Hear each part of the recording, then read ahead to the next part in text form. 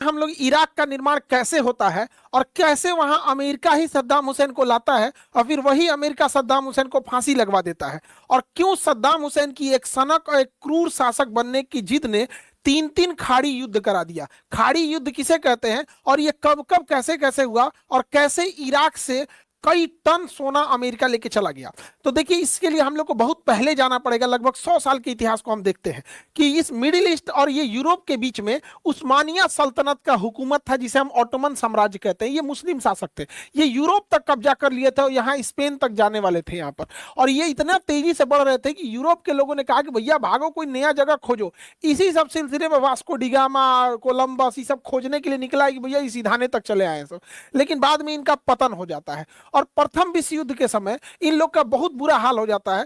First world war के समय 1914 से 1918 के बीच ये ऑटोमन साम्राज्य बिखर जाता है, जिसका हेडक्वार्टर तुर्की रहता है, तो जिसे हम कहते हैं तुर्की का विभाजन। अब ये जिला कोई और ले गया, ये देश कोई और ले गया, कहीं स्वतंत्र देश बना, कहीं मिस्र बना, कहीं सीरिया बना, कहीं लेबनान हुआ, और यही हाल हो गया। इस दिल के टुकड़े हजार हुए, कोई यहाँ गिरा कोई वहां गिरा, और इस तरह से इसके बिखराव से कई देशों का निर्माण हुआ। और यहीं पर था मेसोपोटामिया, और यहाँ निर्माण होता है मेसोपोटामिया का, जिसे आज के समय हम इराक कहते हैं।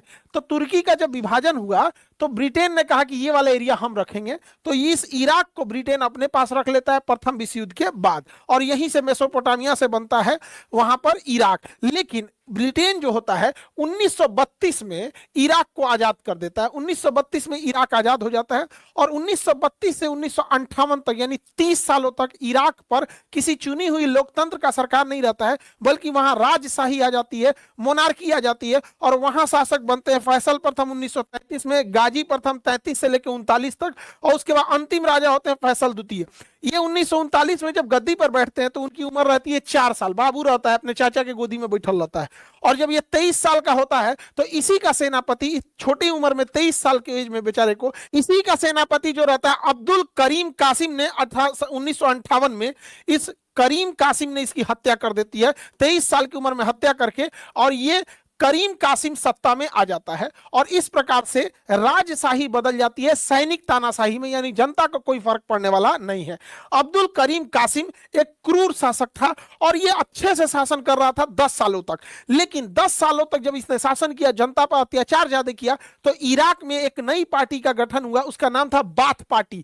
बाथ पार्टी अरब एकता की बात करती थी और बाथ पार्टी ने पूरी जनता का विद्रोह करा दिया, जिस वजह से इसके सामने ऑप्शन दिया गया, या तो गद्दी से हटो या तो मार दिया जाएगा। तो ये गद्दी से हटता है 10 साल बाद, और यहां पे चुनी हुई सरकार आती है, और यहां पे एक बाथ पार्टी की सरकार बनती है 1968 में, 1968 में, और इनके राष्ट्रपति बनते हैं अहमद हसन अलबेग।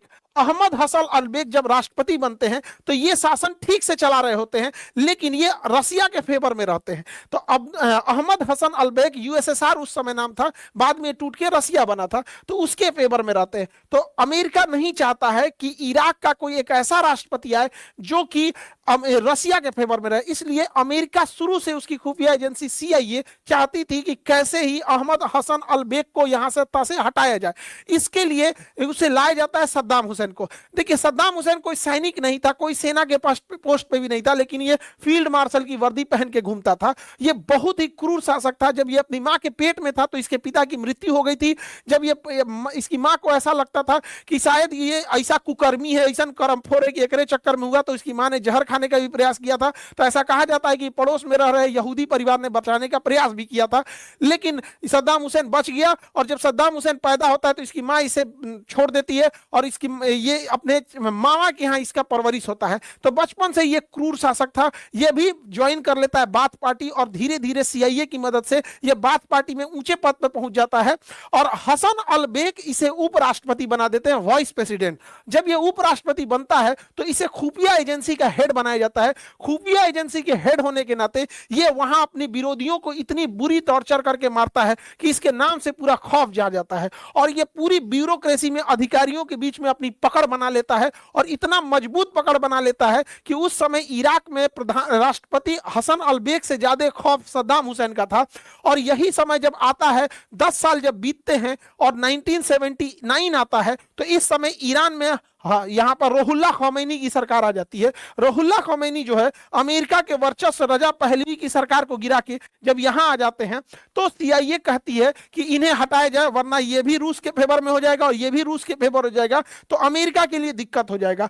तो सद्दाम हुसैन को फेवर किया जाता है। सद्दाम हुसैन अपने सारे अधिकारी और सैन्य जनरलों को मिला देते हैं और एक मीटिंग के लिए राष्ट्रपति के पास जाते हैं, हसन अलबेग के पास, और हसन अलबेग के बंदूक रख देते हैं सर पे और कहते हैं या तो इस्तीफा लिखिए या तो गोली मार देंगे। तो मजबूरी में हसन अलबेग को इस्तीफा लिखना पड़ता है, वरना ये गोली मार देता। उसके बाद ये आजीवन अपना स्वास्थ्य का बहाना बना के इनको साइड में रख दिया जाता है और वहां पे प्रधानमंत्री नहीं बल्कि राष्ट्रपति बनता है सद्दाम हुसैन। और सद्दाम हुसैन जैसे राष्ट्रपति बनता है, इसे इस बात की भूख हो जाती है कि पूरे मुस्लिम लीडरों में ये सबसे सर्वोच्च जाना जाए। लेकिन सद्दाम हुसैन से ज्यादा दबदबा उस समय मिस्र के कर्नल नासिर का था। तो सद्दाम हुसैन मिस्र के कर्नल नासिर को अपना आइडियल मानता था। लेकिन उस समय ईरान के रोहुल्ला खमैनी भी बहुत तेजी से उभर रहे थे और टाइम्स मैगजीन ने उस वर्ष में इन्हें पर्सन ऑफ द ईयर